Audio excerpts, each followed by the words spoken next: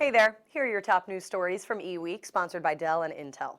Today's topics include Intel offering up more details on its Omni-Path Interconnect fabric, Lenovo moving its smartphone efforts to Motorola, security experts debating whether anti-phishing training is worth the cost, and Amazon reworking hardware plans after the failure of its Fire Phone.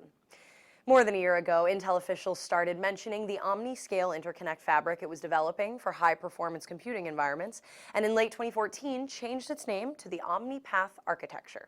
Since then, more details have trickled out, from its 100 gigabits per second capabilities to its low port-to-port latency to fast MPI messaging rates.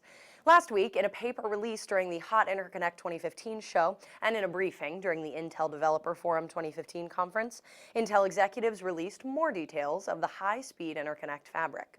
The company expects it will become the dominant fabric technology for large-scale systems in HPC environments, as well as some enterprises.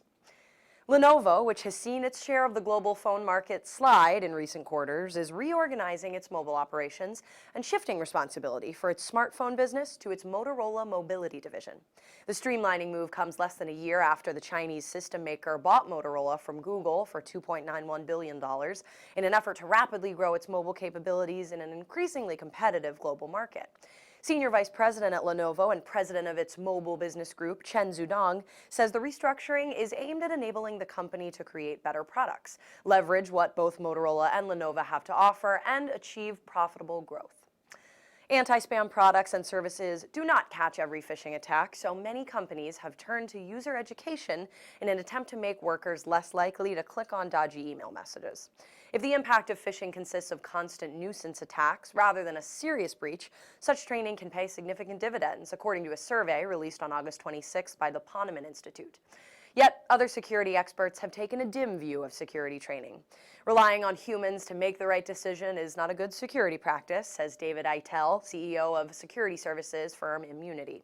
Instead, companies should make sure that their security does not rely on such decisions.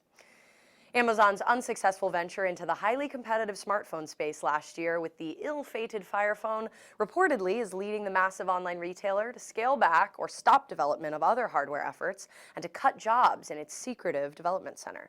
According to a report last week in the Wall Street Journal, Amazon officials are putting aside plans for other phones, as well as such products as a 14-inch tablet dubbed Project Cairo, a stylus called Nitro that is designed to translate notes into digital shopping lists, and Shimmer, a projector.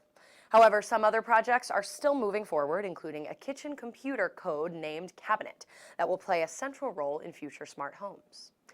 Thanks for watching. Follow the links on this page to learn more about the stories mentioned in this broadcast, and check back every weekday for another daily tech briefing from eWEEK.com.